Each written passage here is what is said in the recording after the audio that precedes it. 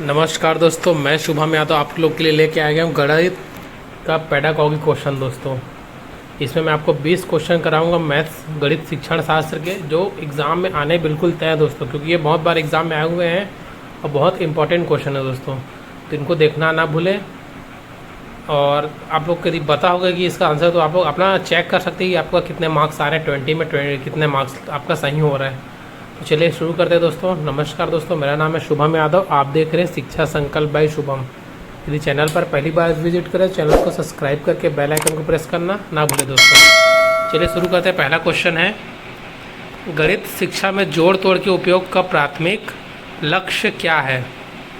गणित शिक्षा में जोड़ तोड़ के उपयोग का प्राथमिक लक्ष्य क्या है? पहला ऑप्शन है कक्षा को रंगीन बनाना, दूसरा ऑप्शन है छात्रों को व्यस्त रखने के लिए, तीसरा ऑप्शन है समझ और अवधारणा को बढ़ाने के लिए, चौथा ऑप्शन है पारंपरिक शिक्षण विधियों को प्रतिस्थापित करना। तो क्या हो सकता है दोस्तों गणित शिक्षा में जोड़ तोड़ का उपयोग करना है? तो ऑप्शन क्या है? सी, समझ और अवधारणा को बढ़ाना है दोस्तों। इसमें कक्षा को रंगीन करना तो हो ही नहीं सकता, छात्रों को व्यस्त रखना ये भी नहीं है, समझ और अवधारणा को बढ़ाना है इसका उद्देश्य है दोस्तों।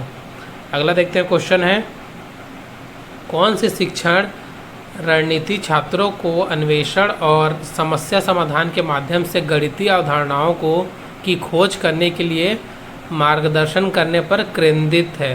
प्रत्यक्ष निर्देश, पूछताछ आधारित शिक्षा, व्याख्यान आधारित ड्रिल और अभ्यास। तो कौन सा हो सकता है दोस्तों? इसका ऑप्शन हो जाएगा सी, पूछताछ आधारित। बच्चे जो है वो पूछताछ के माध्यम से क्या होते हैं, एक दूसरे से बहुत जल्दी सीखते हैं।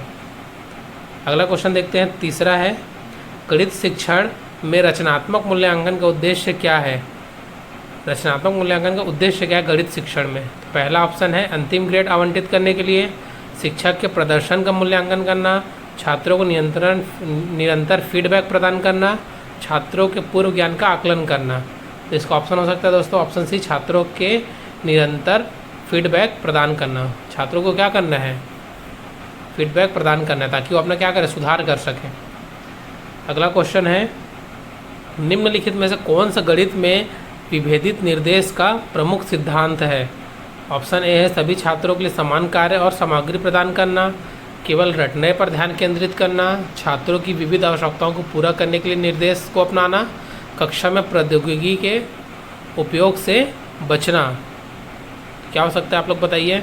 इसका ऑप्शन हो जाएगा सी, छात्रों की विविध आवश्यकताओं को पूरा करने के लिए निर्देश को अपनाना है। अगला क्वेश्चन है, गणित सीखने में मेटाकॉग्निशन की क्या भूमिका है? तथ्यों और प्रक्रियाओं को याद रखना, गणितीय अवधारणाओं को समझना, किसी सोच और सीखने की प्रक्रियाओं पर विचार करना, शिक्षक के स्पष्टीकरण पर भरोसा करना। तो इस ऑप्शन सी हो जाएगा, किसी की सोच और सीखने की प्रक्रियाओं पर विचार करना है इसका आंसर। अगला क्वेश्चन है, गणित शिक्षा में संख्या बोध शब्द का क्या अर्थ है? हमको बताना है कि संख्या बोध का अर्थ क्या है गणित में। गुणन सारणी को याद करना, स्थानीय मान की अवधारणाओं को समझना, गिनती के क्रम को सुनाने की क्षमता, जटिल बीजगणितीय समीकरण को हल करना। तो ऑप्शन है बी, स्थानीय मान की अवधारणाओं को समझना है। अगला क्वेश्चन देखते हैं, निम्नलिखित में कौन सा गणित में एक रचनात्मक मूल्यांकन उपकरण का उदाहरण है? अंतिम परीक्षा, होमवर्क असाइनमेंट, मध्यावधि परीक्षण, निकास टिकट। तो ऑप्शन है निकास टिकट सही आंसर है इसका। अगला प्रश्न है, गणित के पाठों में वास्तविक दुनिया के अनुप्रयोगों को शामिल करने का उद्देश्य क्या है? पाठों को अधिक रोमांच बनाने के लिए, छात्रों को अमूर्त अवधारणाओं से विचलित करना, छात्रों को उनके जीवन में गणित की प्रासंगिकता देखने में मदद करना, कवर की गई सामग्री की मात्रा को कम करने के लिए। तो वास्तविक दुनिया के अनुप्रयोग को शामिल करने का उद्देश्य हो सकता है दोस्तों ऑप्शन सी, छात्रों को उनके जीवन में गणित की प्रासंगिकता देखने में मदद करना है। अगला देखते हैं क्वेश्चन नंबर 9, गणितीय समस्या समाधान के संबंध में PEMDAS का संक्षिप्त रूप क्या है? इसका फुल फॉर्म बताना है PEMDAS का। तो ऑप्शन ए है प्रभावी गणित विकास और मूल्यांकन के सिद्धांत, ऑप्शन बी है समस्या समाधान, अन्वेषण, मॉडलिंग, डेटा विश्लेषण, संश्लेषण, ऑप्शन सी है कोष्ठक, घातांक, गुणा और भाग, जोड़ और घटाव, चौथा ऑप्शन है भविष्यवाणी करना, समझाना, मापना, चर्चा करना, विश्लेषण करना, समाधान करना। तो ऑप्शन सी इसका सही हो जाएगा। कोष्टक, कोष्टक, घातांक, गुणा और भाग, जोड़ और घटाव है दोस्तों। अगला क्वेश्चन देखते हैं। क्वेश्चन नंबर 10 है, गणित की कक्षाओं में ओपन एंडेड प्रश्नों का उपयोग करने का उद्देश्य क्या है? ऑप्शन ए है याद रखने के कौशल का परीक्षण करने के लिए। ऑप्शन बी है आलोचनात्मक सोच और समस्या समाधान को प्रोत्साहित करना। ऑप्शन सी है छात्रों की प्रतिक्रियाओं को सीमित करना। ऑप्शन डी है छात्रों के लिए ग्रेडिंग को आसान बनाना। तो ऑप्शन बी हो सकता है इसका, आलोचनात्मक सोच और समस्या समाधान को प्रोत्साहित करना है। अगला क्वेश्चन है क्वेश्चन नंबर 11, कौन सी शिक्षण रणनीति गणितीय समझ को बढ़ाने के लिए सहयोगात्मक शिक्षण और समूह गतिविधियों पर जोर देती है? ऑप्शन ए हो जाएगा स्वतंत्र अभ्यास। ऑप्शन बी हो जाएगा सहयोगी शिक्षा। ऑप्शन सी हो जाएगा व्याख्यान विधि और ऑप्शन डी हो जाएगा ड्रिल और मार डालो। तो ऑप्शन बी सही होगा, सहयोगी शिक्षा। चलिए दोस्तों क्वेश्चन नंबर 12 देखते हैं।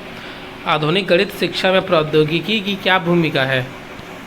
ऑप्शन ए है पारंपरिक शिक्षण विधियों को प्रतिस्थापित करना। ऑप्शन बी है शिक्षकों और छात्रों के बीच बाधा उत्पन्न करना। ऑप्शन सी है सीखने के अनुभवों को बढ़ाने और इंटरैक्टिव उपकरण प्रदान करने के लिए। ऑप्शन डी है व्यवहारिक गतिविधियों के उपयोग को हतोत्साहित करना। तो इसका आंसर हो जाएगा ऑप्शन सी, सीखने के अनुभवों को बढ़ाने और इंटरैक्टिव उपकरण को प्रदान करना है दोस्तों। क्वेश्चन नंबर 13 देखते हैं। गणित कक्षा में गणित पत्रिका का क्या उद्देश्य है?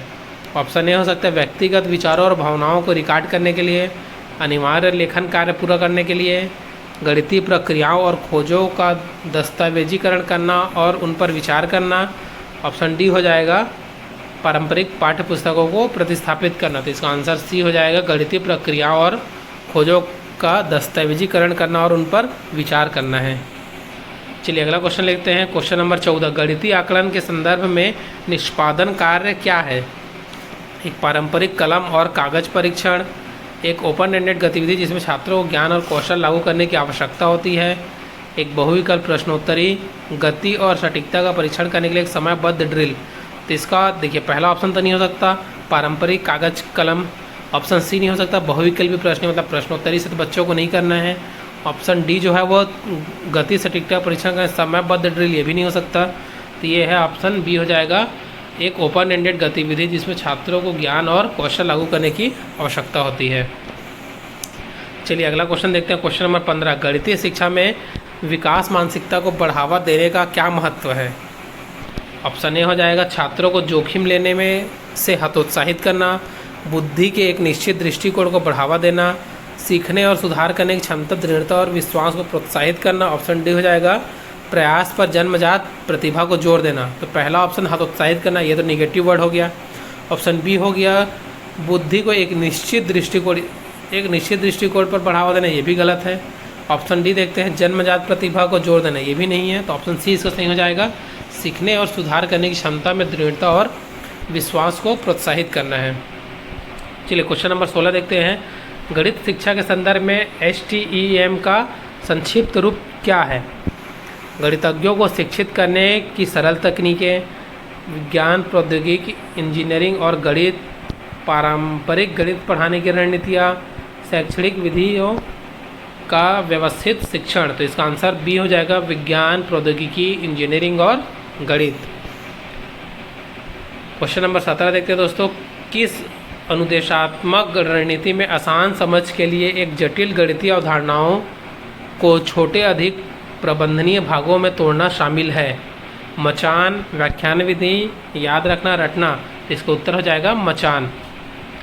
क्वेश्चन नंबर 18 देखते हैं दोस्तों। गणित शिक्षा में साहित्य और कहानी की किताबों को शामिल करने का उद्देश्य क्या है?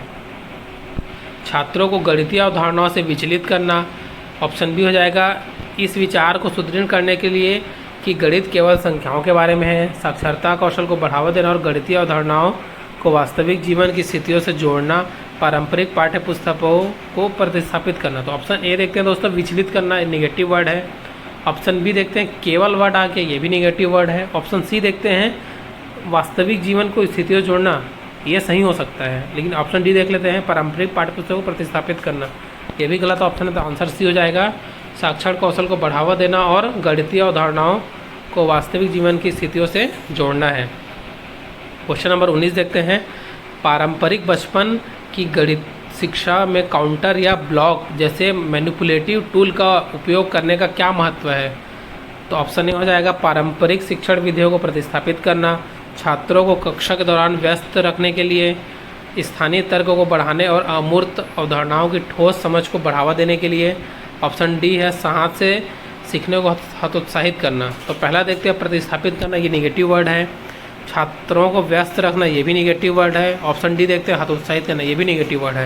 इसका सही आंसर हो जाएगा स्थानीय तर्क को बढ़ाने और अमूर्त अवधारणाओं की ठोस समझ को बढ़ावा देने के लिए है।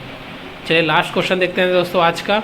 हाई स्कूल सांख्यिकी पाठ्यक्रम में वास्तविक दुनिया के डेटा और सांख्यिकी को शामिल करने का उद्देश्य क्या है? पहला ऑप्शन है पाठ्यक्रम को और अधिक चुनौतीपूर्ण बनाना, सैद्धांतिक अवधारणाओं के प्रति छात्रों के प्रदर्शन को सीमित करना। ऑप्शन सी है छात्रों को सांख्यिकी अवधारणाओं और वास्तविक दुनिया के अनुप्रयोगों के बीच संबंध बनाने में मदद करना। ऑप्शन डी है केवल गणितीय समीकरण और सूत्रों पर ध्यान केंद्रित करना। तो पहला ऑप्शन देखते हैं चुनौतीपूर्ण बनाना, ये भी गलत है। छात्रों के प्रदर्शन को सीमित करना, ये भी निगेटिव वर्ड है। ऑप्शन डी देखते हैं केवल समीकरण और सूत्रों पर ध्यान केंद्रित करना, ये भी गलत है। ऑप्शन सी सही होगा छात्रों को सांख्यिकी अवधारणाओं और वास्तविक दुनिया के अनुप्रयोगों के बीच संबंध बनाने में मदद करना। ये केवल 20 को ये टोटल 20 क्वेश्चन है दोस्तों। आप लोगों को कितना मार्क्स आया कमेंट करके बताएंगे। ये आपका बहुत इंपॉर्टेंट क्वेश्चन है दोस्तों, इसमें से आप लोग का एग्ज़ाम में ज़रूर आएगा। तो आप लोग के जितने भी जो CG टेट या C टेट का तैयारी कर रहे हैं उनका के वीडियो को शेयर कर दीजिए। मैं और भी आप लोग को वीडियो की श्रृंखला लेके आऊँगा, इसमें अलग अलग पेडागॉजी कराऊँगा, जिसमें हिंदी पेडागॉजी, इंग्लिश पेडागॉजी और बाल विकास से कुछ प्रश्न कराऊँगा। तो आप लोग यदि चैनल पर पहली बार विजिट करें चैनल को सब्सक्राइब कर लीजिए दोस्तों, और वीडियो को ज़्यादा से ज़्यादा एक ही रिक्वेस्ट आप लोग से कि ज़्यादा से ज़्यादा शेयर कीजिए। वीडियो कैसा लगा कमेंट करके बताएंगे, और क्या आप मुझसे वीडियो चाहते हैं आप मुझसे कमेंट में पूछ सकते हैं। वीडियो अच्छा लगा तो लाइक कीजिए दोस्तों, और मैं आपको टेलीग्राम चैनल का लिंक दे दूँगा, वहाँ ये मैं PDF डाल दूँगा, वहाँ से आप इसको प्राप्त कर सकते हैं दोस्तों। मिलते हैं फिर अगले वीडियो में, तब तक के लिए धन्यवाद। आपका दिन शुभ हो।